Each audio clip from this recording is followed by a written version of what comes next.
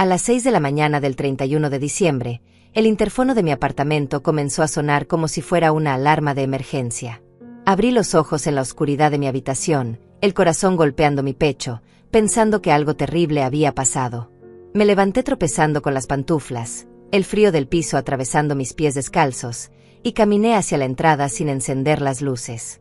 Presioné el botón y escuché algo que me heló la sangre. Eran 12 personas. 12 parientes de Berenice, mi nuera, parados frente a la puerta del edificio con maletas enormes, bolsas de supermercado, niños medio dormidos en brazos y la cara de quien espera ser recibido con los brazos abiertos. La voz de Estela, la madre de Berenice, salió del altavoz con esa dulzura falsa que ya conocía muy bien. Verónica, querida, ya llegamos. Fernando nos dijo que viniéramos directo a tu casa. Abre por favor, los niños están cansados del viaje. Sentí como mis dedos se congelaban sobre el botón del interfono. Fernando, mi hijo. Les había dado mi dirección. Les había dicho que vinieran a mi apartamento sin preguntarme, sin avisarme, sin siquiera considerar que yo pudiera tener otros planes o simplemente el deseo de estar sola. Activé el altavoz y lo que salió de mi boca en ese momento fue apenas un susurro entrecortado, pero las palabras que dije después cambiaron absolutamente todo. Déjenme explicarles cómo llegué hasta ese punto de quiebre, porque nada de esto tiene sentido sin contexto.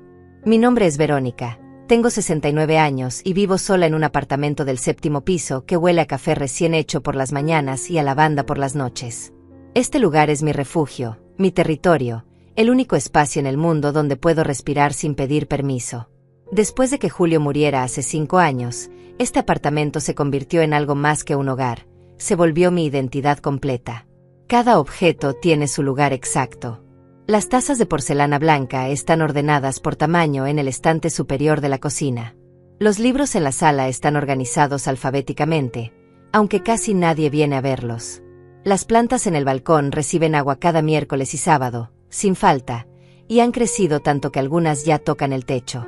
Mi rutina es sagrada.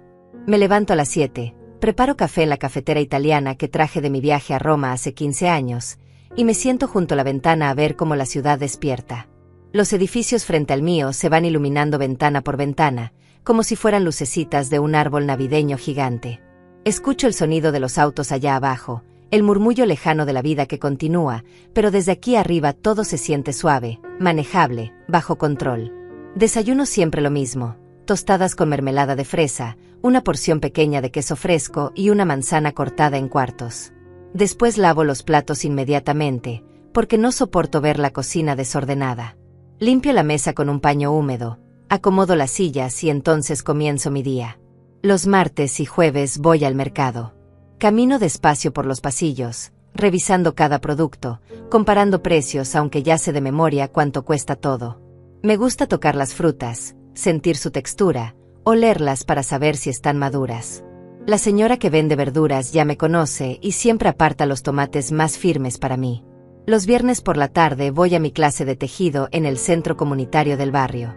Somos 6 mujeres, todas mayores de 60, y nos sentamos en círculo a tejer bufandas, gorros y mantas mientras conversamos sobre nuestras vidas. Ellas hablan de sus nietos, de sus achaques, de los problemas con sus hijos adultos que nunca las visitan. Yo escucho más de lo que hablo. No me gusta compartir demasiado. Aprendí que cuando cuentas tus problemas, la gente los usa después en tu contra. Fernando es mi único hijo. Tiene 42 años. Trabaja en una empresa de tecnología que nunca entendí muy bien qué hace exactamente, y está casado con Berenice desde hace 8 años. Al principio, cuando me la presentó, pensé que era una buena chica. Sonreía mucho, traía postres cuando venían a visitarme, me preguntaba cómo estaba mi salud. Pero con el tiempo empecé a notar cosas. Pequeños detalles que al principio ignoré porque no quería ser esa suegra amargada que odia a la esposa de su hijo. Berenice tiene una forma de hablar que parece amable, pero está llena de púas invisibles. Te dice: ay, Verónica, qué linda tu blusa, aunque ese color verde ya no se usa mucho y te quedas sin saber si te halagó o te insultó.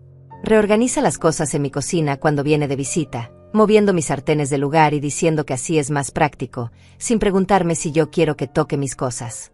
Una vez trajo un mantel nuevo y lo puso en mi mesa sin avisar, diciendo que el mío estaba muy desgastado, como si mi opinión no importara en mi propia casa. Pero yo callaba. Siempre callaba. Porque Fernando parecía feliz y yo no quería ser la madre que causa problemas. Cada vez que sentía esa molestia creciendo en mi pecho, respiraba hondo y me recordaba que debía ser comprensiva, que las familias modernas son así, que yo vengo de otra generación y quizás estoy siendo demasiado sensible. Me tragaba las palabras, sonreía y asentía, guardando cada pequeña humillación en un cajón invisible dentro de mi pecho que se iba llenando más y más. La relación con Fernando cambió después de que se casó. Antes me llamaba 3 veces por semana. Veníamos a almorzar juntos los domingos. Me contaba sus problemas en el trabajo, sus planes para el futuro. Pero Berenice llegó y de a poco fue construyendo una pared entre nosotros, tan delgada que casi no se notaba, pero tan sólida que ya no podíamos tocarnos. Las llamadas se volvieron quincenales, después mensuales. Los almuerzos se cancelaban con excusas de último minuto, que tenían un compromiso, que Berenice no se sentía bien, que había mucho tráfico. Y yo aceptaba todo sin quejarme, porque eso es lo que hacen las buenas madres, ¿verdad? Se hacen a un lado. No molestan. No exigen. Simplemente esperan que sus hijos las recuerden de vez en cuando. Esa mañana del 31 de diciembre, con el interfono sonando y esas 12 personas esperando abajo, todas esas palabras tragadas, todos esos silencios acumulados, todas esas veces que dije sí cuando quería gritar no, se juntaron en mi garganta como una bola de fuego. Presioné el botón del interfono y escuché mi propia voz salir extrañamente calmada, casi fría. Esperen un momento, ya bajo a abrir. Colgué antes de que Estela pudiera responder. Me quedé parada frente al aparato, mirando la lucecita roja que parpadeaba en la oscuridad del pasillo, y algo dentro de mí se quebró. No fue una ruptura dramática, no hubo lágrimas ni gritos. Fue más bien como cuando se rompe un vaso de cristal en cámara lenta. Primero aparece una grieta delgada, casi invisible, y después todo se desmorona en pedazos tan pequeños que ya no se pueden juntar. Caminé hacia mi habitación, encendí la luz y me vi en el espejo del armario. Una mujer de 69 años con el cabello gris despeinado, la cara marcada por el sueño, los ojos cansados. Me pregunté en qué momento me volví invisible para mi propio hijo. ¿En qué momento mi vida dejó de importar? Me vestí despacio, eligiendo cada prenda con cuidado aunque no sé muy bien por qué. Un pantalón color café, una blusa color crema, un suéter tejido color mostaza que me había hecho yo misma el invierno pasado. Me lavé la cara con agua fría, me peiné el cabello hacia atrás recogiéndolo en una coleta baja, y me puse los lentes. Necesitaba verlo todo con claridad. Cada detalle, cada gesto, cada palabra que estaba por venir. Bajé por las escaleras en lugar de tomar el ascensor. Necesitaba esos 7 pisos de distancia para pensar, para prepararme, para decidir qué iba a hacer. Mis pasos resonaban en el hueco de la escalera, un sonido seco y solitario que me recordaba a los latidos de mi corazón. Cuando abrí la puerta del edificio, el frío de la madrugada me golpeó la cara como una bofetada. Ahí estaban todos. Estela con su sonrisa enorme y falsa, cargando una bolsa llena de tuppers que seguramente contenían comida que yo no había pedido. Ramiro, su esposo, un hombre grande y ruidoso que siempre hablaba demasiado alto, arrastraba 2 maletas gigantes. Había 3 hermanos de Berenice con sus respectivas esposas, 4 niños pequeños que correteaban entre las piernas de los adultos, y 2 adolescentes pegados a sus teléfonos que ni siquiera levantaron la vista cuando aparecí. Todos me miraron con esa expresión de alivio, como si yo fuera su salvación, como si mi apartamento fuera un refugio que les pertenecía por derecho divino. Verónica, qué bueno que abriste rápido, dijo Estela, avanzando hacia mí como si fuéramos amigas de toda la vida. El viaje fue horrible, 8 horas en la carretera. Los niños no pararon de llorar y Ramiro se equivocó de salida 2 veces. Estamos agotados. Fernando nos dijo que no había problema, que tú estarías encantada de recibirnos para Año Nuevo. Qué lindo tener una suegra tan generosa, ¿verdad? Me abrazó antes de que pudiera retroceder, y sentí el olor de su perfume dulzón mezclado con sudor de viaje. Me soltó y empezó a empujar a todos hacia adentro del edificio, como si fuera ella la dueña del lugar. Yo no dije nada. Absolutamente nada. Me quedé ahí parada, sosteniendo la puerta abierta mientras todos entraban en fila, arrastrando maletas, cargando niños, hablando todos al mismo tiempo sobre el tráfico, el calor, el cansancio, la emoción de pasar las fiestas en la ciudad. Nadie me preguntó cómo estaba. Nadie me preguntó si realmente estaba bien que vinieran. Nadie pareció notar que eran las 6 de la mañana y que yo acababa de ser despertada de mi sueño sin ninguna consideración. Subimos en el ascensor en 2 grupos porque no cabíamos todos. Yo subí en el segundo viaje, apretada entre maletas y el olor a comida recalentada que salía de los tuppers de Estela. El ascensor subía lento, haciendo ese ruido metálico que siempre hace, y yo miraba los números iluminándose uno tras otro. 3, 4, 5, 6, 7. Cada piso era un segundo más cerca del momento en que tendría que abrir la puerta de mi apartamento y dejar entrar el caos. Cuando llegamos, el primer grupo ya estaba afuera esperando. Saqué las llaves de mi bolsillo y las sostuve un momento en mi mano, sintiendo el peso del metal frío.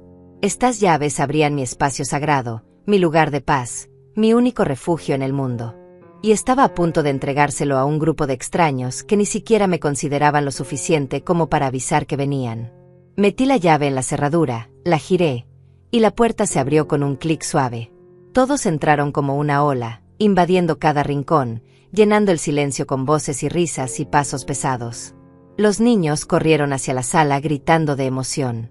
Ramiro dejó caer las maletas en medio del pasillo con un golpe seco.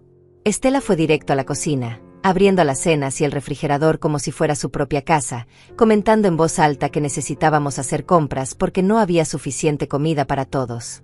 Me quedé parada junto a la puerta cerrada, mirando cómo mi apartamento tranquilo y ordenado se transformaba en un mercado bullicioso en cuestión de minutos.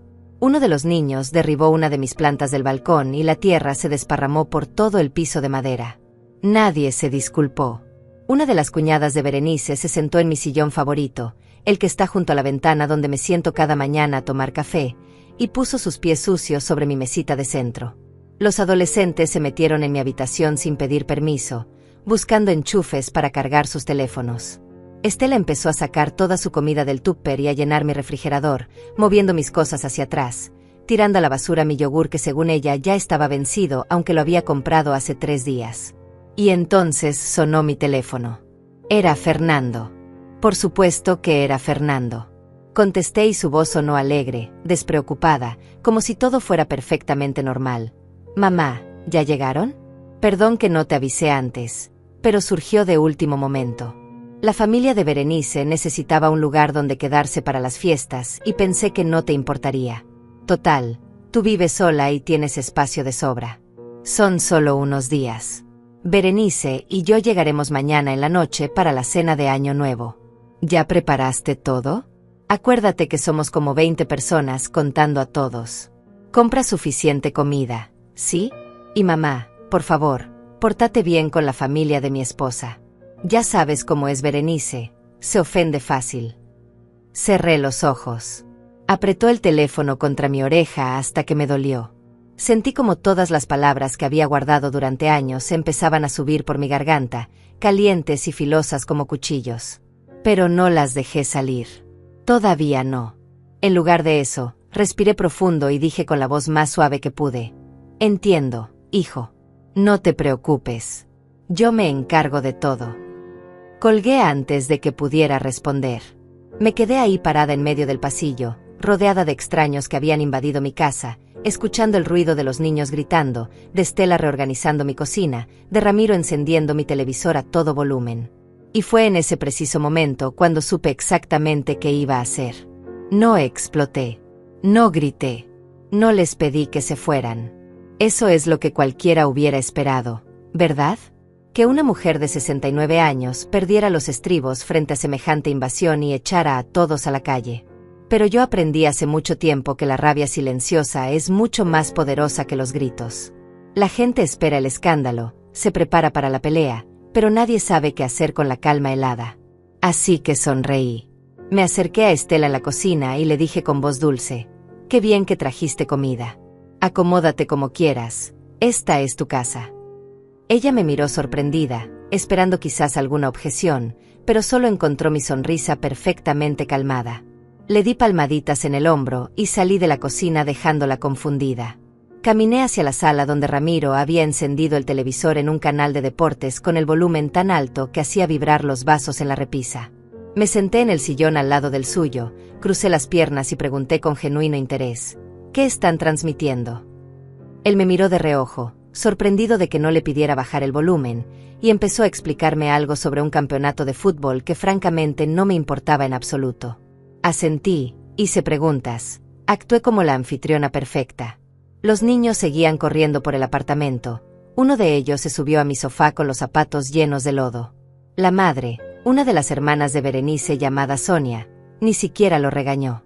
Yo me levanté, traje un paño húmedo y limpié el sofá mientras le decía al niño: «No te preocupes, cariño, los accidentes pasan». Sonia me miró con alivio, claramente esperando que yo montara un escándalo. Pasé todo ese día siendo la abuela perfecta, la suegra ideal, la anfitriona generosa que todos esperaban que fuera. Preparé café para todos. Saqué las sábanas limpias de mi armario y ayudé a armar camas improvisadas en la sala y el estudio.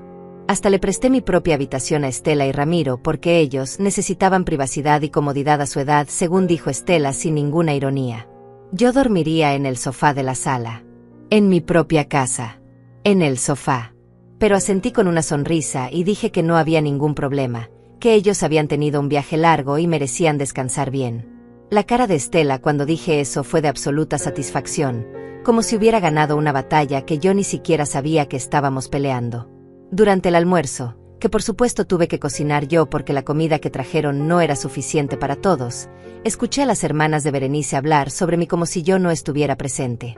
Estaban sentadas en mi mesa, comiendo mi comida, usando mis platos, y una de ellas, Dayana, dijo: «Qué suerte tiene Berenice de tener una suegra tan tranquila.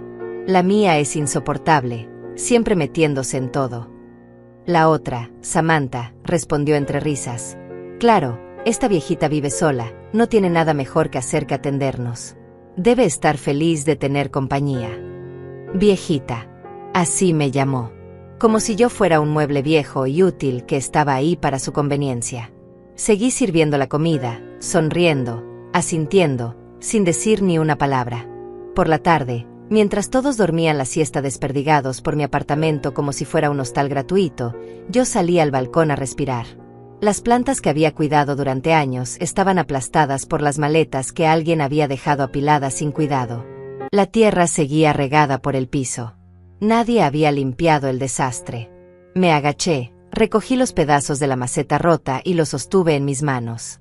Esa planta era un helecho que Julio me había regalado en nuestro 20º aniversario.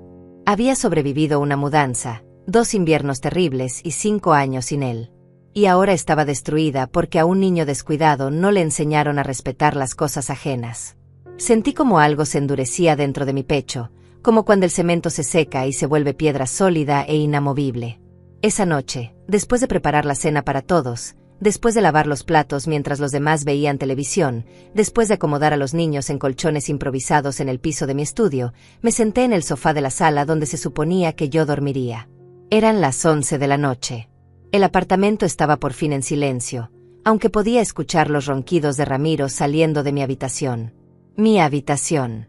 Donde dormía otra persona en mi cama, bajo mis sábanas, rodeado de mis cosas. Saqué mi teléfono y miré la pantalla. Fernando no había vuelto a llamar. Ni siquiera un mensaje preguntando cómo estaba, si necesitaba ayuda, si todo iba bien. Nada. Para él, yo simplemente había cumplido con mi función, ser el espacio vacío donde otros podían depositar sus problemas. Abrí mi lista de contactos y busqué un nombre que no había marcado en meses. Enrique. Mi hermano menor. Vive en otra ciudad, nos hablamos poco, pero siempre hemos tenido esa conexión silenciosa que tienen los hermanos que han sobrevivido juntos a una infancia difícil. Marqué su número. Contestó al tercer timbre, con voz somnolienta. «¿Verónica? ¿Qué pasó? ¿Estás bien?» Me di cuenta de que estaba llorando solo cuando escuché mi propia voz quebrarse al responder.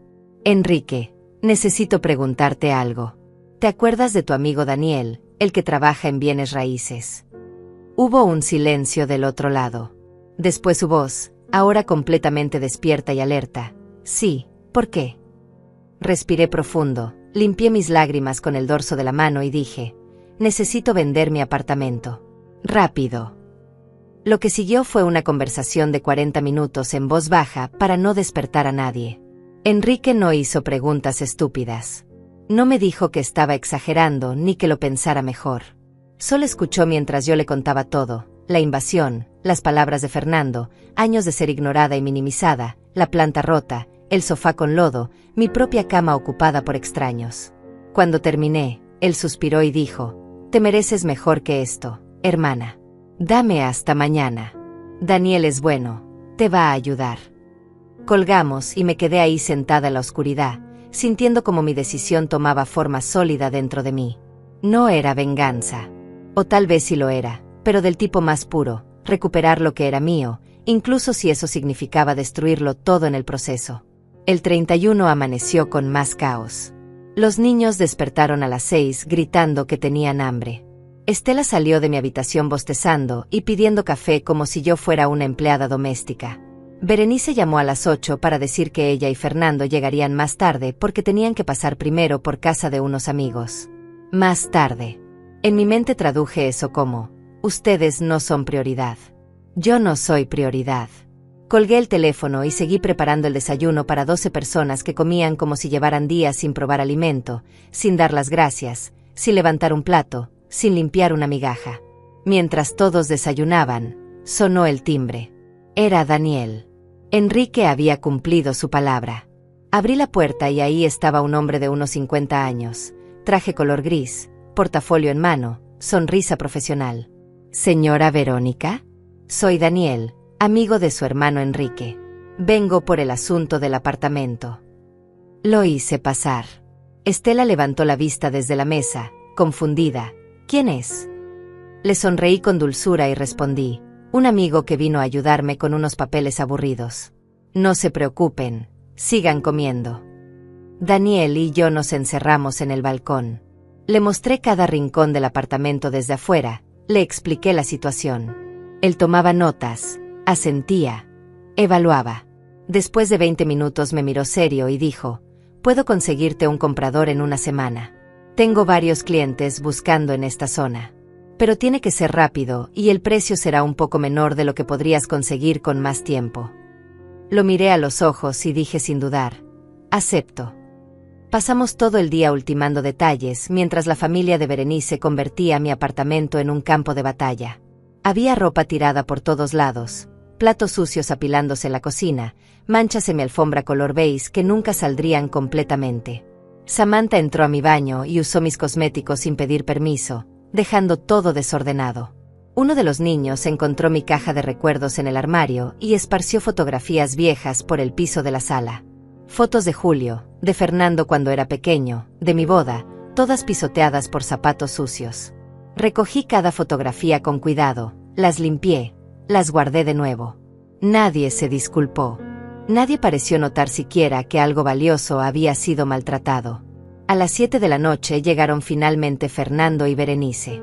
Ella entró radiante, con un vestido color coral que probablemente había costado más de $500, el cabello perfectamente peinado, maquillaje impecable. Fernando venía detrás cargando 2 botellas de vino y una bolsa de regalos. Me saludaron con besos rápidos en la mejilla y después fueron directo a abrazar a la familia de Berenice, riendo, haciendo bromas, actuando como si este fuera el lugar más natural del mundo para estar.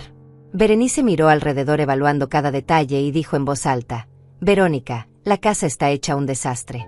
No pudiste mantenerla más ordenada». Ahí fue cuando algo dentro de mí hizo clic final. Me quedé mirando a Berenice con su vestido color coral y su sonrisa perfecta, esperando mi respuesta. Todos los ojos en la sala se volvieron hacia mí. Estela dejó de hablar. Ramiro bajó el volumen del televisor. Hasta los niños se quedaron quietos por un segundo. Era el momento perfecto para explotar, para decir todo lo que había callado, para defender mi territorio y mi dignidad. Pero yo había aprendido algo muy importante en mis 69 años. La gente como Berenice se alimenta del conflicto directo. Esperan la pelea porque saben cómo ganarla. Tienen práctica en convertirse en víctimas, en voltear la situación, en hacer que tú seas la mala de la historia. Así que en lugar de morder el anzuelo, sonreí y dije con voz suave: «Tienes razón, Berenice. Con tanta gente es difícil mantener el orden. Pero no te preocupes. Ya encontré la solución perfecta para que esto no vuelva a pasar». Ella parpadeó confundida. Fernando me miró con alivio, claramente pensando que me había rendido, que había aceptado mi lugar como la suegra sumisa y complaciente. «Eso es, Mamá, dijo dándome una palmadita en el hombro como si yo fuera una niña que finalmente había entendido la lección. Sabía que lo entenderías. La familia es lo más importante, ¿verdad? Asentí, mantuve mi sonrisa y volví a la cocina para seguir preparando la cena de Año Nuevo. Mientras cortaba vegetales, escuchaba sus conversaciones en la sala. Berenice contando sobre su trabajo, presumiendo de un ascenso reciente. Fernando riendo con los cuñados, hablando de un viaje que planeaban hacer a Europa en primavera. Nadie preguntó cómo estaba yo. Nadie ofreció ayuda con la comida. Yo era solo el escenario donde ellos representaban su obra. La cena estuvo lista a las 9 de la noche. Pavo asado, puré de papa, ensaladas, pan recién horneado, postres. Gasté cerca de $300 en ingredientes que compré con mi propia pensión, dinero que había estado ahorrando para arreglar la gotera del baño. La mesa no era suficientemente grande, así que tuvimos que usar también la mesa del estudio y poner tablas sobre caballetes en la sala. 20 personas apiñadas comiendo, hablando, riendo. Yo serví cada plato, llené cada copa, me aseguré de que todos tuvieran suficiente. Cuando finalmente me senté, ya no quedaba casi nada de comida. Fernando ni siquiera lo notó. Estaba demasiado ocupado brindando con Ramiro, prometiéndole que el próximo año vendrían todos a su ciudad para celebrar allá. Después de la cena vino el momento de los regalos. Berenice había traído una bolsa enorme llena de paquetes envueltos en papel brillante. Regalos para sus padres, sus hermanos, los niños. Todos los abrieron con emoción, gritando y agradeciéndole. Para mí no había nada. Ni siquiera una tarjeta. Fernando se dio cuenta y se puso incómodo. Mamá, perdón, con las prisas se nos olvidó tu regalo. Te lo traemos la próxima semana. ¿Sale? La próxima semana. Como si yo fuera una tarea pendiente en su lista de cosas por hacer. Berenice ni siquiera tuvo la decencia de disculparse. Solo se encogió de hombros y dijo, es que Verónica nunca nos dice qué quiere. Es difícil comprarle cosas. Porque nunca me lo preguntaron, pensé. Pero en voz alta solo dije, no se preocupen, no necesito nada. Faltaban 20 minutos para la medianoche cuando Berenice decidió reorganizar mi sala. Literalmente empezó a mover muebles porque según ella así se vería mejor para las fotos. Movió mi sillón favorito contra la pared, empujó la mesa de centro hacia un rincón, cambió la lámpara de lugar. Estela la ayudaba, las dos riéndose y decorando mi espacio como si fuera un estudio fotográfico. Yo las observaba desde la cocina mientras lavaba platos, viendo cómo transformaban mi hogar en algo irreconocible. Samantha sacó su teléfono y empezó a tomar fotos para sus redes sociales, posando frente a mi ventana con copa de vino en mano, con el pie de foto que alcancé a leer por encima de su hombro, Año Nuevo en familia, en la casa de la suegra más linda del mundo. Ni siquiera sabía mi nombre. Llegó la medianoche. Todos brindaron, se abrazaron, gritaron feliz Año Nuevo con una alegría que me pareció obscena. Fernando me abrazó rápido, distraído, ya buscando con la mirada a Berenice para el beso de medianoche. Nadie más me saludó. Yo me quedé parada junto a la ventana, mirando los fuegos artificiales iluminando el cielo, pensando en todos los años nuevos que había pasado en este apartamento. Los primeros con Julio, cuando todavía éramos jóvenes y teníamos sueños. Los años con Fernando niño, cuando corría por la sala con gorros de fiesta y matracas. Los primeros años sola, tristes y silenciosos, aprendiendo a vivir con el vacío. Y ahora rodeada de gente pero más sola que nunca. A la 1 de la madrugada, cuando todos estaban cansados de bailar y beber, Berenice anunció que ella y Fernando se irían a dormir al hotel. Por supuesto que se irían. Habían venido solo para la cena, para las fotos, para cumplir con el protocolo mínimo. No se quedarían a ayudar a limpiar el desastre ni a lidiar con los parientes que ellos habían traído. Fernando me dio un beso en la frente y dijo, gracias por todo, mamá. Sabía que podía contar contigo. Y se fueron, dejándome con 12 personas que empezaron a prepararse para dormir, reclamando espacios, pidiendo sábanas limpias, quejándose del calor, del frío, de la incomodidad. Estela me agarró del brazo cuando yo intentaba ir al baño y me dijo con esa voz dulce pero firme que ya conocía, Verónica, mañana necesitamos que nos lleves al centro comercial. Los niños quieren conocer la ciudad y nosotros queremos comprar algunas cosas. ¿A qué hora puedes llevarnos? No era una pregunta. Era una orden disfrazada de solicitud amable. Le dije que lo pensaría y me encerré en el baño, el único lugar donde podía estar sola por 5 minutos. Me senté en el piso con la espalda contra la puerta y respiré profundo, sintiendo el peso de todo aplastándome el pecho. Mi teléfono vibró.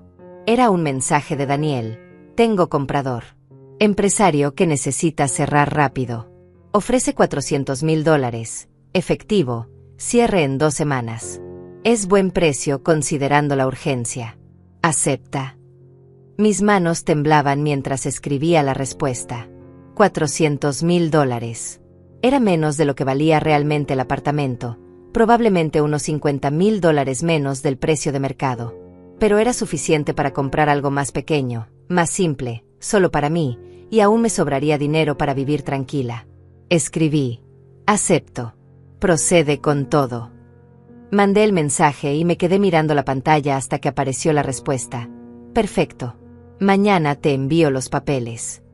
Salí del baño y encontré a Sonia esperando afuera con cara molesta. Por fin, pensé que te habías muerto ahí dentro. Se metió empujándome sin disculparse. Yo caminé hacia la sala y vi mi apartamento destruido. Había vasos sucios en cada superficie, servilletas arrugadas en el piso, manchas de vino en mi alfombra, migajas de comida por todos lados. El sofá donde se suponía que yo dormiría estaba ocupado por 2 de los adolescentes que se habían quedado dormidos viendo televisión. No había ningún lugar para mí. En mi propia casa, no había ningún lugar para mí. Agarré una manta del armario y me fui al balcón. Hacía frío, pero no me importó. Me envolví en la manta y me senté en la silla de plástico que usaba para leer por las tardes. Desde ahí podía ver la ciudad todavía despierta, las luces de otros edificios, escuchar el eco lejano de la música y las celebraciones. Pensé en Julio. ¿En qué me diría si pudiera verme ahora? Probablemente se enojaría. Me diría que los echara a todos, que defendiera mi espacio, que no dejara que me pisotearan. Pero Julio siempre fue más valiente que yo. Yo había pasado toda mi vida siendo complaciente, buscando aprobación, tragándome palabras y necesidades para no molestar a nadie. Hasta ahora. Los siguientes 2 días fueron un infierno calculado. Estela insistía en que la llevara a pasear por la ciudad. Los niños rompieron un jarrón que había pertenecido a mi abuela. Berenice venía cada tarde para supervisar que yo estuviera tratando bien a su familia, como si yo fuera una empleada que necesitaba vigilancia. Fernando llamaba pero nunca preguntaba cómo estaba yo, solo me daba instrucciones. Compra esto, lleva a mi suegra ya, ten paciencia. Paciencia. Como si la paciencia fuera un recurso infinito que yo tenía obligación de proporcionar. El tercer día por la mañana, Daniel llegó con los papeles. Estela abrió la puerta pensando que era alguien más y casi lo echa. Yo intervine rápido. Es mi contador, viene a revisar unos asuntos de impuestos. Nos encerramos en mi habitación, que por fin había recuperado porque Estela y Ramiro decidieron que el sofá de la sala era más cómodo. Firmé cada papel con manos temblorosas pero determinadas. La venta estaba hecha. El apartamento ya no era mío. Tenía exactamente 14 días para desocupar. Cuando Daniel se fue, me senté en mi cama y miré alrededor. Cada rincón de esta habitación tenía una historia. Ahí en esa esquina, Julio solía sentarse a leer el periódico los domingos. En ese armario guardaba la ropa de Fernando cuando era niño, que nunca pude tirar. En esa ventana me paraba a ver el amanecer los días en que no podía dormir. Y ahora todo eso se iba. Por decisión mía. Era aterrador y liberador al mismo tiempo. Salí de la habitación y encontré a toda la familia comiendo el almuerzo que yo había preparado. Berenice estaba ahí otra vez, sentada en la cabecera de mi mesa como si fuera la dueña. Me vio y sonrió. Verónica, necesito hablar contigo después de comer. Tengo algunas sugerencias sobre cómo podrías organizar mejor tu casa. Y ahí fue cuando decidí que era momento de empezar. Me senté a la mesa con todos. Comí en silencio mientras Berenice hablaba sin parar sobre sus ideas para mejorar mi apartamento. Quería que pintara las paredes de color blanco porque el color marfil actual hacía ver todo muy viejo. Sugería que tirara la mitad de mis muebles porque a tu edad necesitas algo más moderno y minimalista. Decía que mi cocina necesitaba una remodelación completa porque los gabinetes color madera oscura estaban pasados de moda. Hablaba de mi hogar como si fuera un proyecto de renovación que ella dirigiría, como si yo fuera simplemente un obstáculo en su camino hacia la perfección estética que ella imaginaba. Todos asentían, daban opiniones, añadían sugerencias. Ramiro dijo que el baño necesitaba azulejos nuevos. Estela comentó que mis cortinas eran horribles y que ella conocía un lugar donde vendían unas preciosas.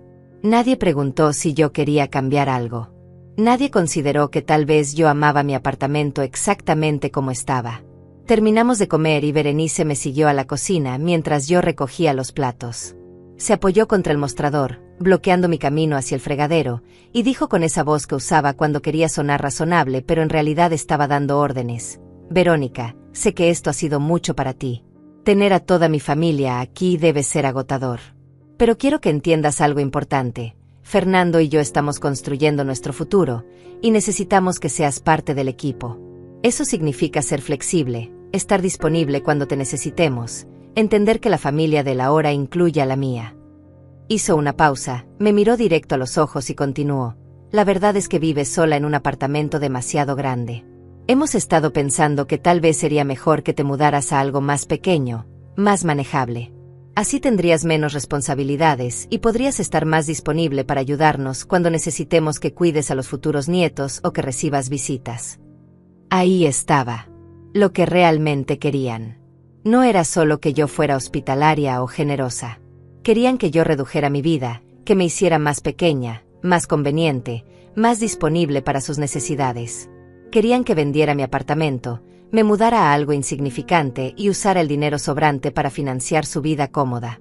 Probablemente ya habían planeado cómo gastar ese dinero: un enganche para una casa más grande, ese viaje a Europa que mencionaron, la universidad privada para los hijos que todavía no tenían.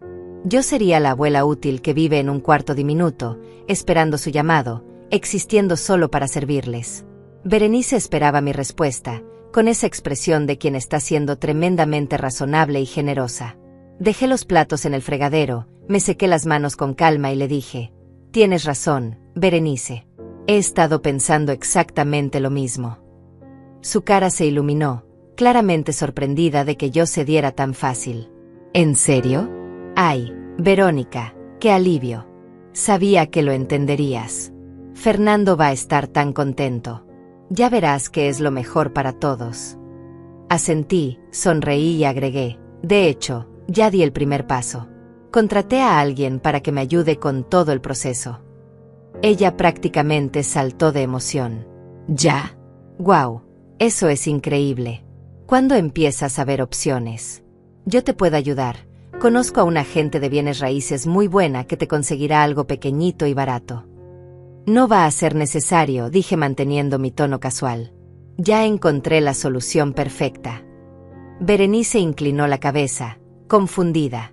¿Tan rápido? ¿Y qué encontraste? La miré directo a los ojos y respondí: ya vendí este apartamento.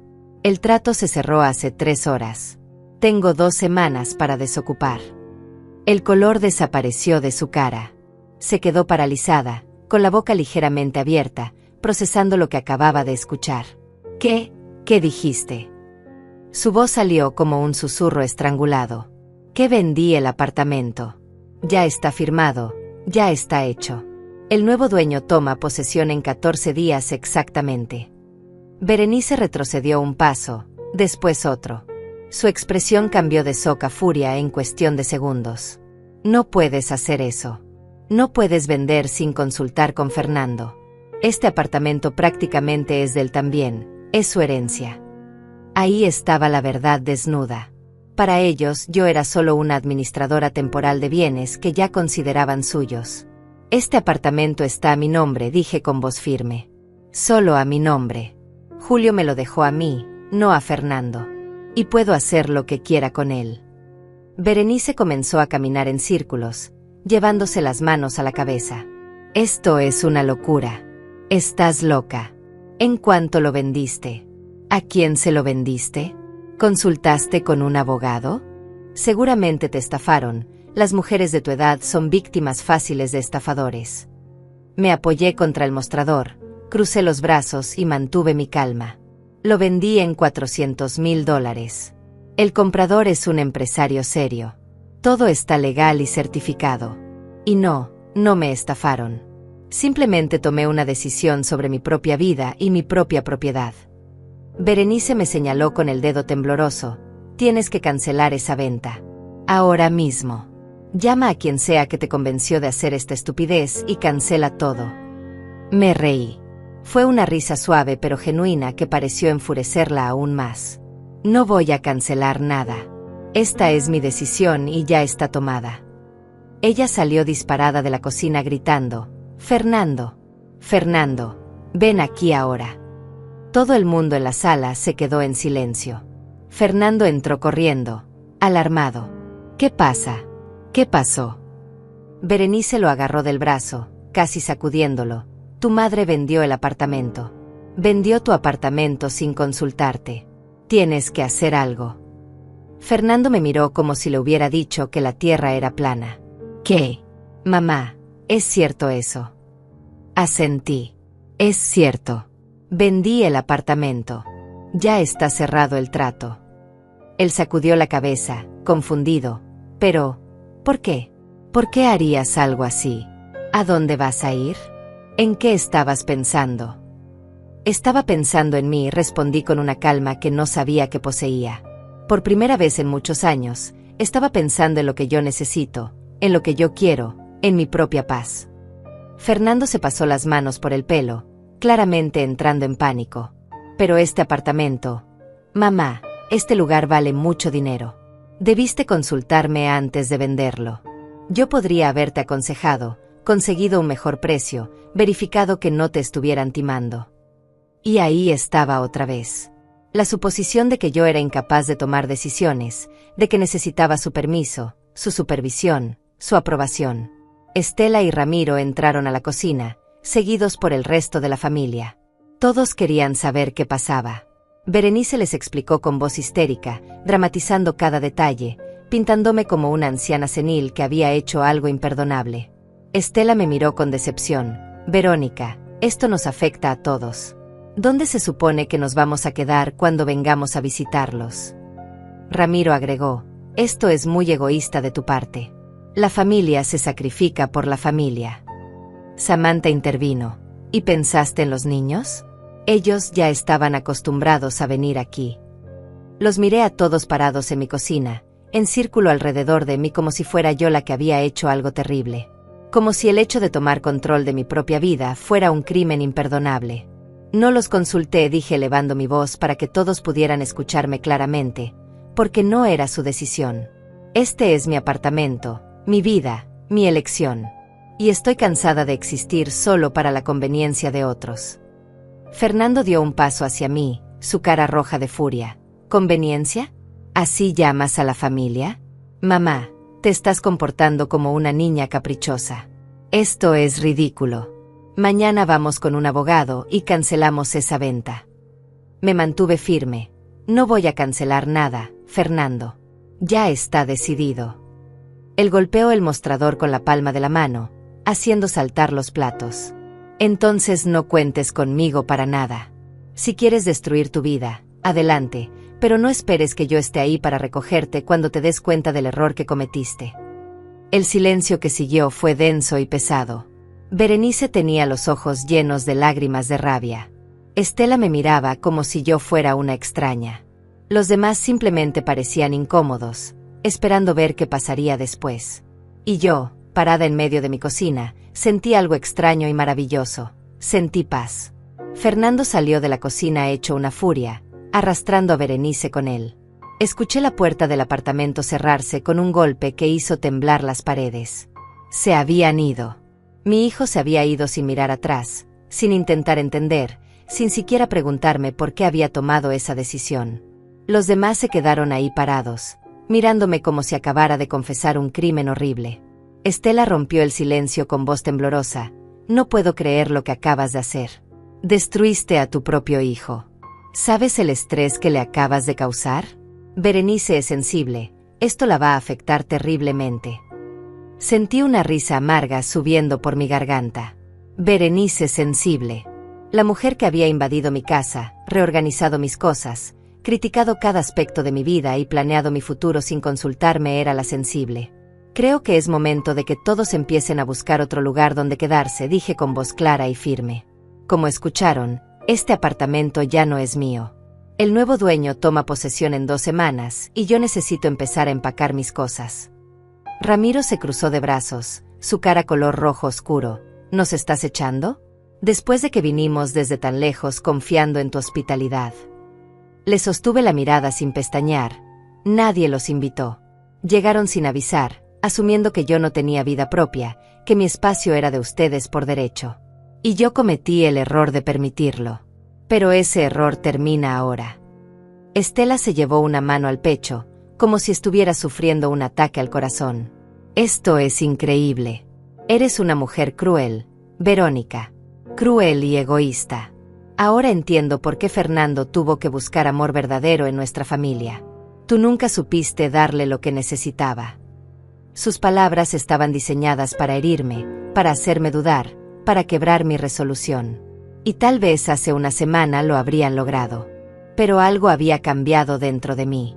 Ya no me importaba lo que pensaran. Ya no necesitaba su aprobación ni su afecto fingido. Tienen hasta mañana al mediodía para encontrar otro lugar, dije caminando hacia la sala. Pueden quedarse esta noche, pero mañana necesito que se vayan. Sonia, que había estado callada todo este tiempo, finalmente habló. No tenemos dinero para un hotel. Gastamos todo en el viaje pensando que nos quedaríamos aquí. ¿Qué se supone que hagamos? Me di vuelta y la miré. Vi a una mujer de unos 35 años, perfectamente capaz de resolver sus propios problemas, pero que había aprendido que era más fácil hacer que otros los resolvieran por ella. Eso no es mi problema, dije simplemente. Ustedes tomaron la decisión de venir sin confirmar. Ahora tienen que tomar la decisión de qué hacer después. El resto del día fue tenso y silencioso.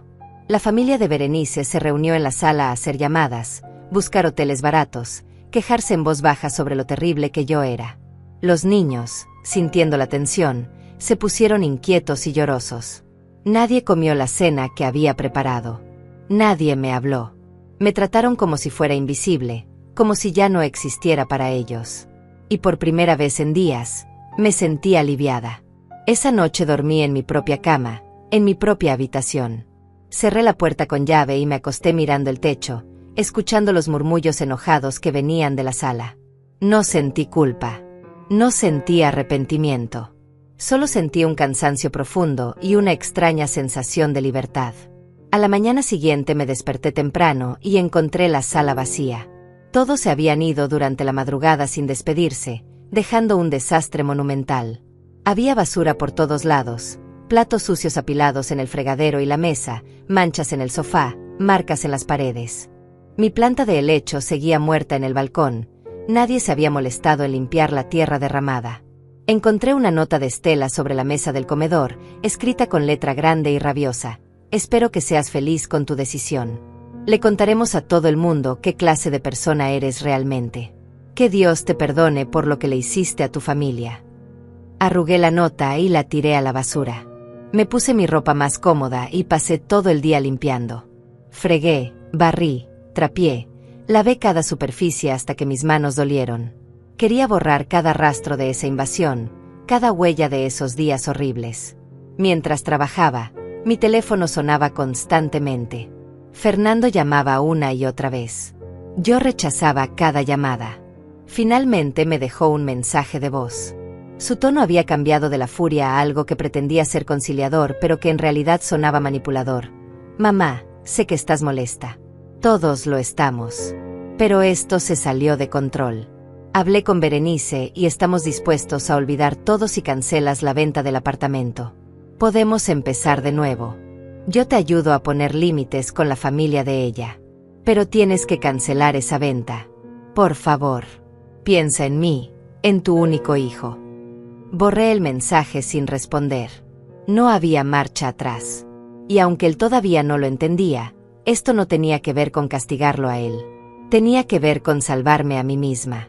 Los siguientes días los pasé sola, empacando mis cosas. Daniel me había ayudado a encontrar un apartamento pequeño de una habitación en un barrio tranquilo al otro lado de la ciudad. Costaba la mitad de lo que valdría comprar algo similar, pero era perfecto para mí. Tenía un balcón pequeño donde cabían 6 macetas, una cocina compacta pero funcional y grandes ventanas que dejaban entrar mucha luz. Firmé el contrato de alquiler usando parte del dinero de la venta.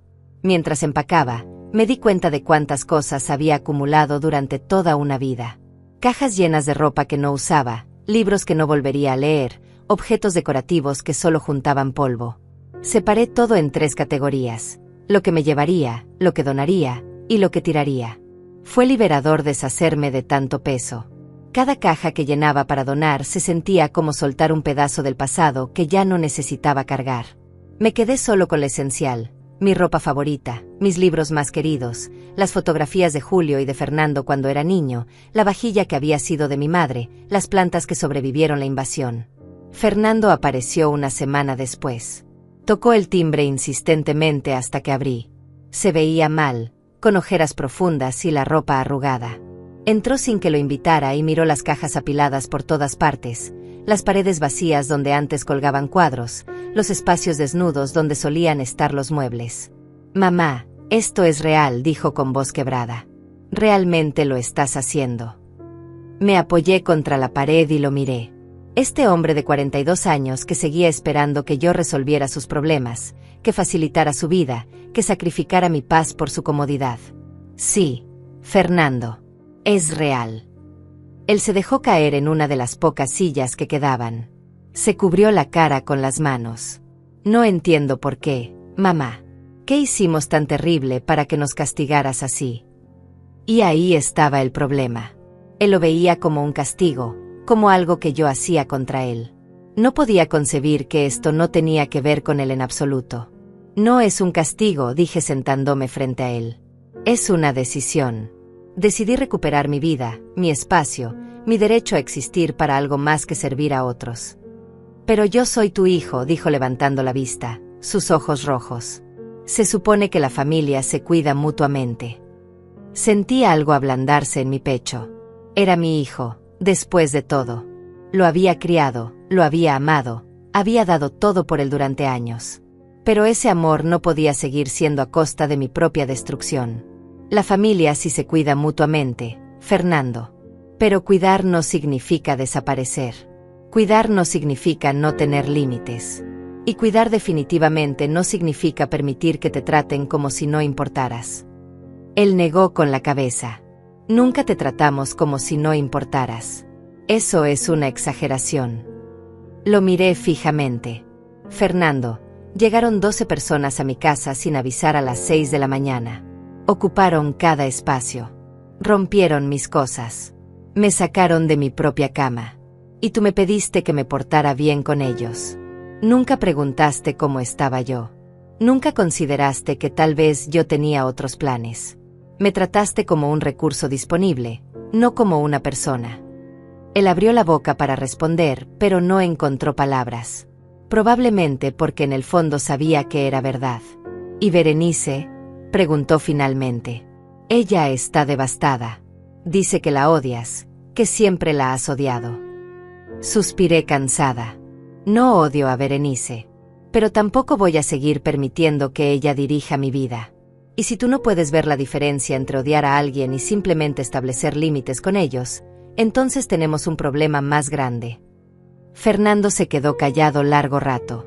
Después preguntó en voz baja: «¿A dónde vas a ir?».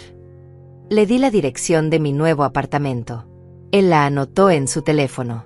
«Puedo visitarte allá». La pregunta me sorprendió.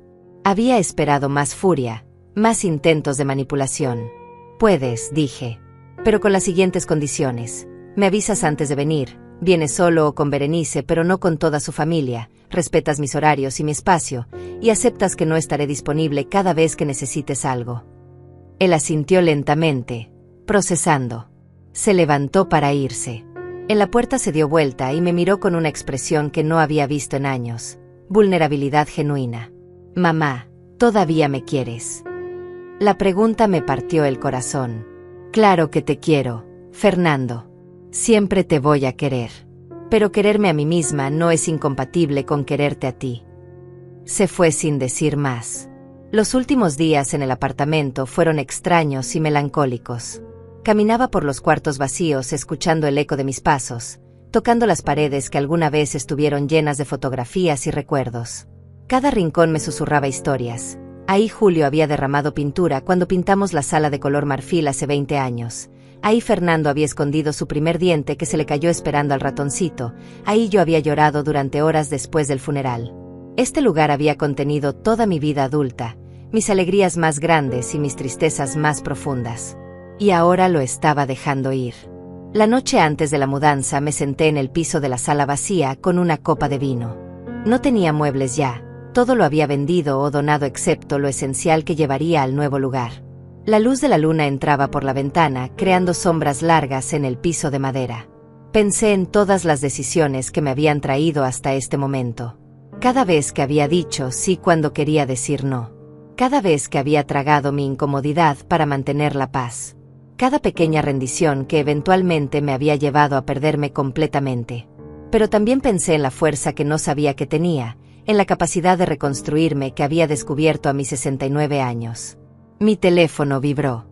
Era un mensaje de Enrique, mi hermano. Mañana llego temprano para ayudarte con la mudanza. Estoy orgulloso de ti, hermana. Esas palabras me hicieron llorar.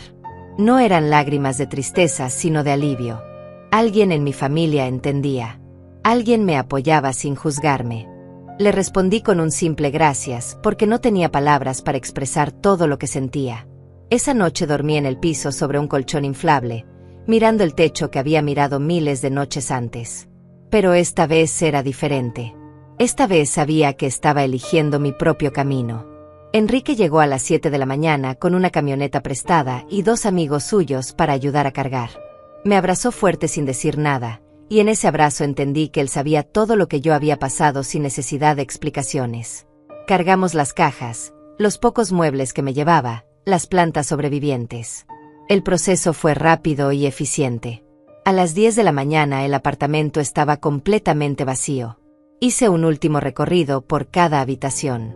Pasé mi mano por las paredes, miré por las ventanas una última vez, respiré el olor familiar del lugar que había sido mi hogar durante décadas. ¿Estás lista?, preguntó Enrique desde la puerta. Asentí, agarré mi bolso y salí.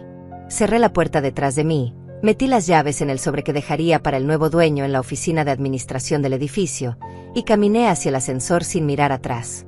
El camino hacia mi nuevo apartamento fue silencioso. Enrique respetó mi necesidad de procesar todo en quietud. Miraba por la ventana viendo la ciudad pasar, sintiendo que estaba dejando atrás una versión de mí misma que ya no existía. La Verónica que vivía para complacer, que se hacía pequeña para que otros cupieran, que medía cada palabra para no ofender. Esa mujer se quedó en ese apartamento del 7º piso. Mi nuevo hogar estaba en un edificio más viejo pero bien mantenido, en un barrio tranquilo lleno de árboles. El apartamento era pequeño, tal vez 1/3 del tamaño del anterior, pero cuando abrí la puerta y entré por primera vez con mis cosas, sentí algo que no había sentido en años. Sentí que era mío. Verdaderamente mío. No un espacio que tenía que compartir, no un lugar que otros podían invadir, sino mi territorio absoluto. Pasamos el día acomodando todo. Enrique armó mi cama nueva, colgó las cortinas color beige que había comprado, ayudó a organizar la cocina. Sus amigos instalaron los estantes en la sala y conectaron los electrodomésticos. Para la tarde ya todo estaba en su lugar. El apartamento se veía acogedor y luminoso. Había puesto las plantas en el balcón donde recibían sol directo por las mañanas. Los libros estaban ordenados en el estante nuevo. Las fotografías de Julio estaban sobre la mesita de noche. La vajilla de mi madre ocupaba el gabinete de la cocina. Todo lo que realmente importaba estaba ahí. Enrique y sus amigos se fueron al anochecer después de rechazar mi intento de pagarles. «Eres mi hermana», dijo Enrique. «No se paga por ayudar a la familia». Me abrazó otra vez y susurró en mi oído. «Hiciste lo correcto. No dejes que nadie te diga lo contrario». Me quedé sola en mi nuevo espacio. Preparé café en mi cafetera italiana, me senté en el balcón en una silla de plástico nueva, y miré el atardecer. Los edificios aquí eran más bajos. Podía ver más cielo. Escuchaba pájaros cantando en los árboles de la calle. El aire olía diferente, más limpio, más fresco. Saqué mi teléfono y vi que tenía varios mensajes. Uno era de Daniel confirmando que el dinero de la venta ya estaba depositado en mi cuenta. $400,000. Después de pagar el primer año de alquiler adelantado, los muebles nuevos y algunos gastos de la mudanza, me quedaban más de $360,000 ahorrados. Dinero que era completamente mío, que nadie podía tocar, que me daría seguridad por el resto de mi vida. Los otros mensajes eran de Fernando. Varios mensajes escritos a lo largo del día. ¿Ya te mudaste? ¿Necesitas ayuda? Mamá, contéstame por favor, Berenice quiere hablar contigo. No respondí ninguno. Todavía no estaba lista. Necesitaba este tiempo para mí, para asentarme, para acostumbrarme a esta nueva versión de mi vida. Había un último mensaje de un número que no reconocía. Lo abrí y era de Estela. Espero que estés contenta. Fernando está sufriendo por tu culpa. Eres una madre terrible. Leí el mensaje 2 veces, después lo borré y bloqueé el número. No iba a permitir que ese veneno llegara a mi nuevo espacio. Esa noche comí una cena simple, sopa de verduras y pan tostado. Lavé mi único plato y mi única taza, los sequé y los guardé. Después me di un baño largo en la tina pequeña del baño, usando sales de lavanda que había comprado especialmente para estrenar mi nueva vida. Me puse mi pijama más cómoda, preparé mi cama con sábanas nuevas que olían a tienda, y me acosté temprano. La cama era firme y cómoda. Las almohadas eran perfectas. No había nadie más en el apartamento haciendo ruido, ocupando espacio, exigiendo atención.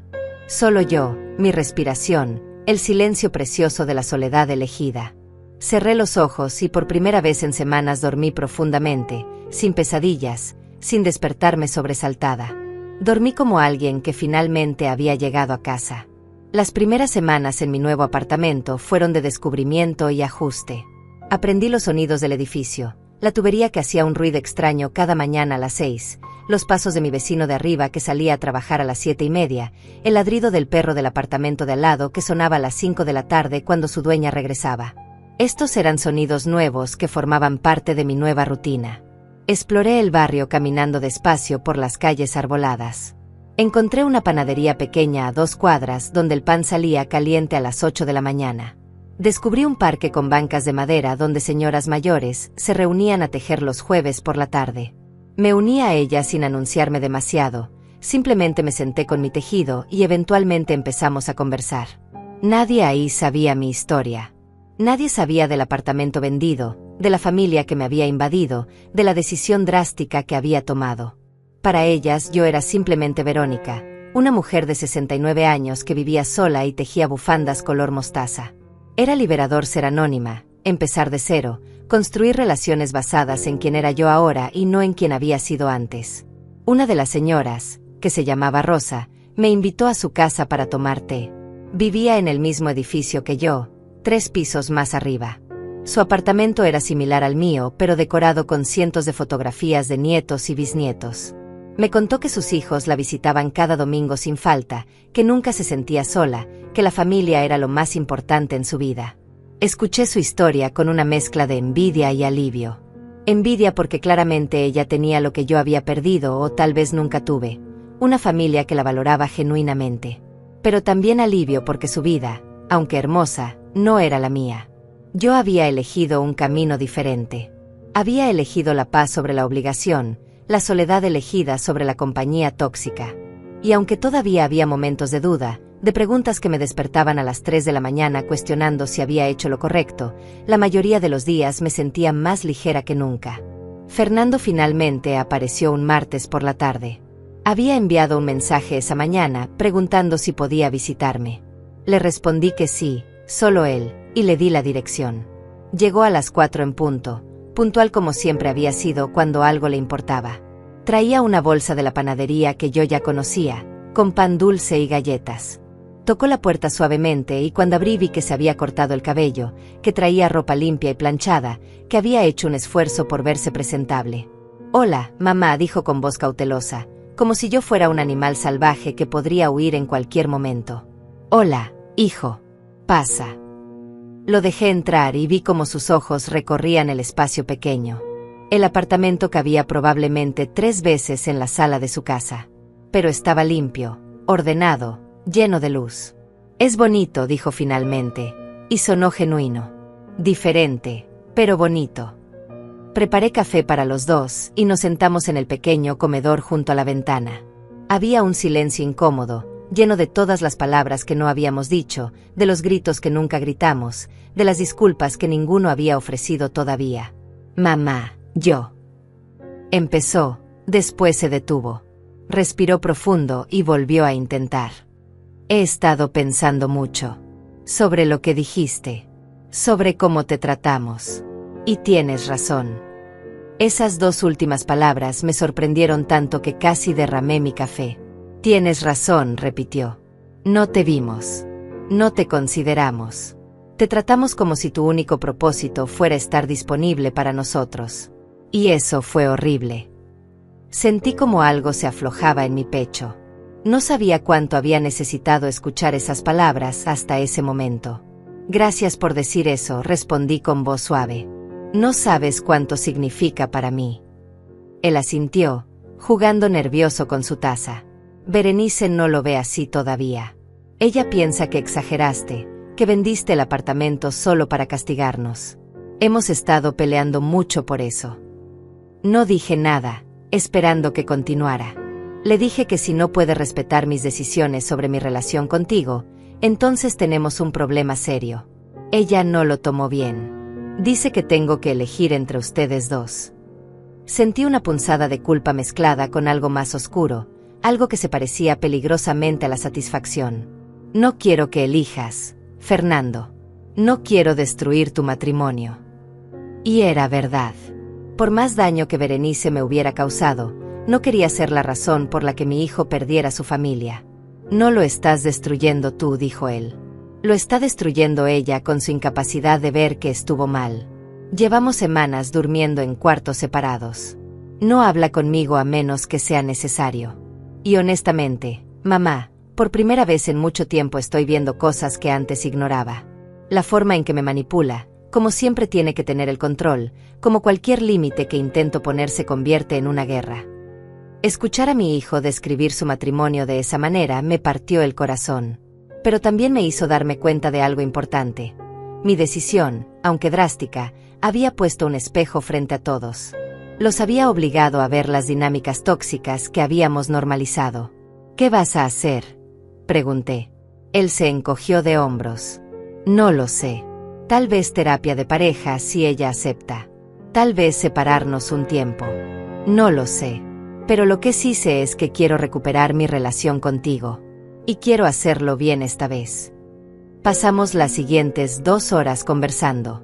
Realmente conversando, algo que no habíamos hecho en años. Le conté sobre mi nueva rutina, sobre Rosa y las señoras del parque, sobre la panadería y el perro del vecino. Él me contó sobre su trabajo, sobre proyectos que le emocionaban, sobre sueños que había enterrado porque Berenice los consideraba poco prácticos. Hablamos de Julio, recordamos historias que ambos habíamos olvidado. Reímos juntos por primera vez en mucho tiempo. Cuando se fue, ya era de noche.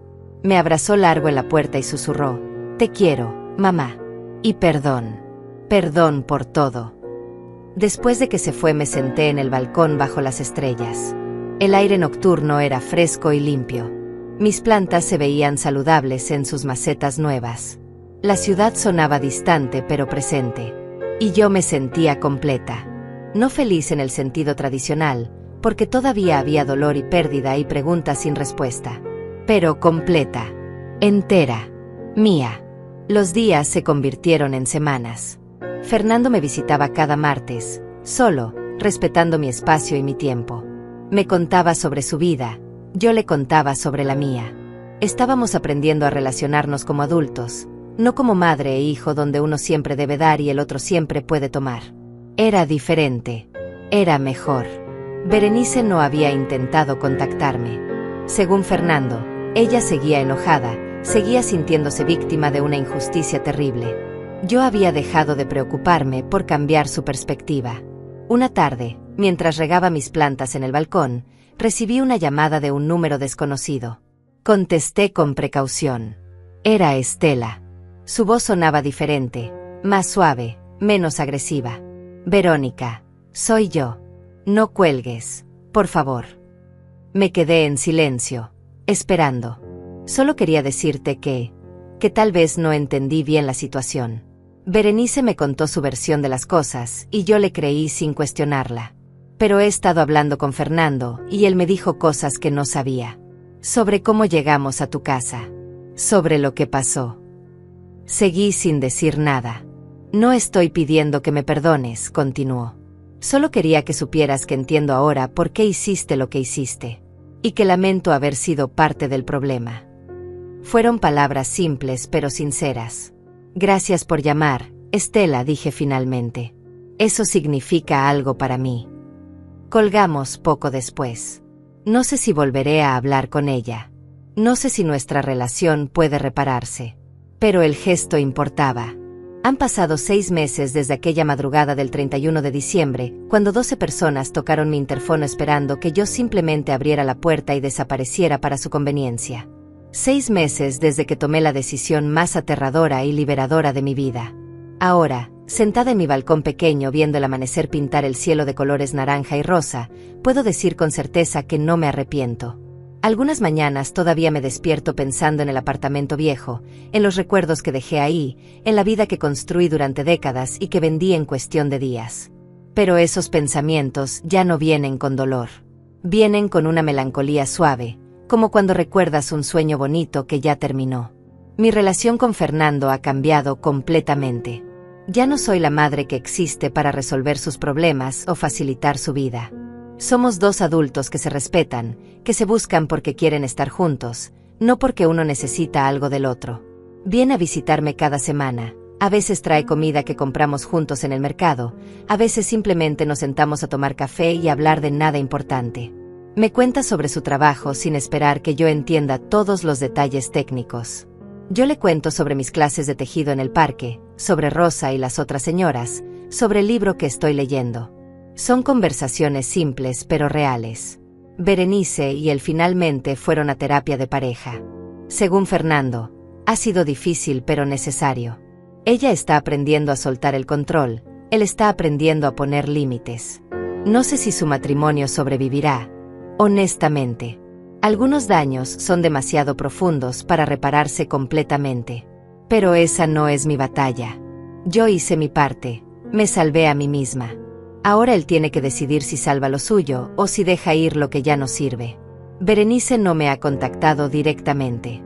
A través de Fernando supe que eventualmente admitió que se había pasado de la línea, aunque todavía cree que mi reacción fue exagerada. No espero una disculpa completa de ella. Algunas personas nunca pueden admitir completamente cuando están equivocadas porque su ego es demasiado frágil. La familia de Berenice desapareció de mi vida tan rápido como había aparecido. Estela llamó esa única vez y después nada más. No sé qué pasó con ellos, dónde están, si siguen hablando mal de mí en sus reuniones familiares. Y descubrí algo maravilloso, no me importa. Durante años me preocupé tanto por lo que otros pensaban, por mantener la paz, por ser querida y aceptada. Ahora entiendo que la paz que conseguí sacrificando mi dignidad nunca fue paz real. Era solo silencio comprado con pedazos de mi alma. Mi vida ahora es pequeña pero completamente mía. Me despierto cuando quiero. Desayuno lo que quiero. Paso los días haciendo exactamente lo que me da la gana sin pedirle permiso a nadie. Leo libros hasta las 3 de la mañana si se me antoja. Dejo los platos sucios en el fregadero toda la noche si estoy cansada. Reorganizo los muebles cada 2 semanas porque puedo. Como helado directamente del envase mientras veo películas viejas. Son libertades pequeñas que para otros pueden parecer insignificantes, pero para mí son revolucionarias. El grupo de tejido en el parque se convirtió en mi nueva familia elegida. Son 6 mujeres entre 60 y 75 años, todas con sus propias historias de pérdida y supervivencia. Una de ellas, que se llama Marta, también vendió su casa después de que sus hijos adultos intentaron obligarla a mudarse a un asilo. Otra, Carmen, dejó de hablar con su hija mayor después de años de abuso emocional. No todas las historias son dramáticas, pero todas compartimos algo fundamental.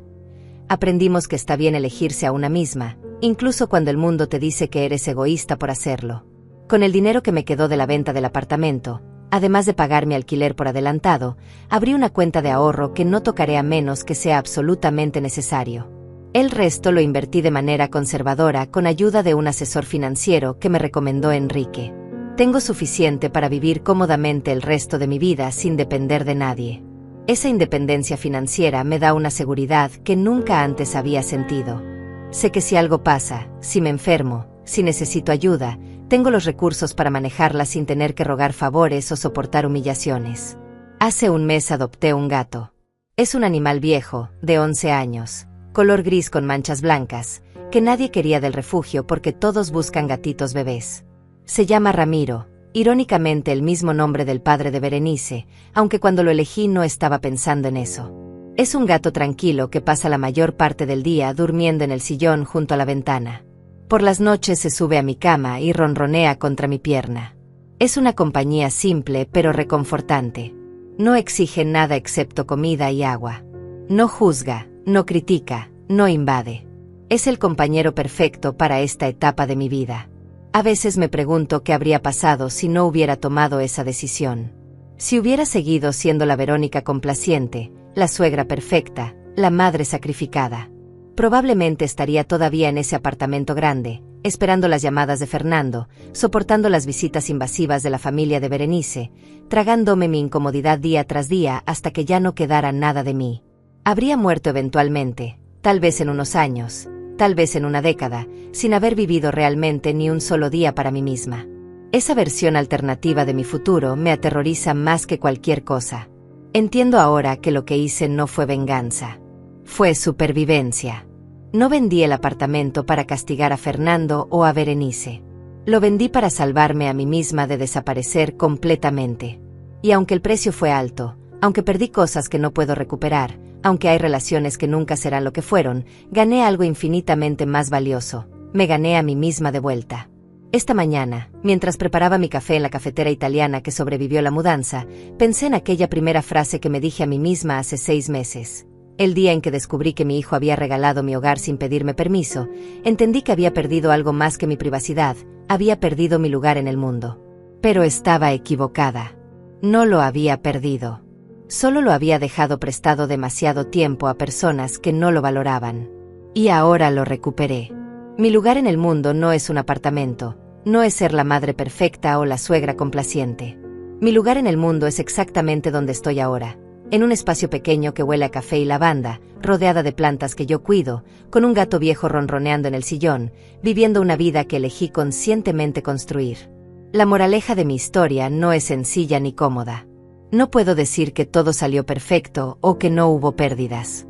Pero puedo decir esto: a veces, para recuperar tu paz, tienes que estar dispuesta a perderlo todo.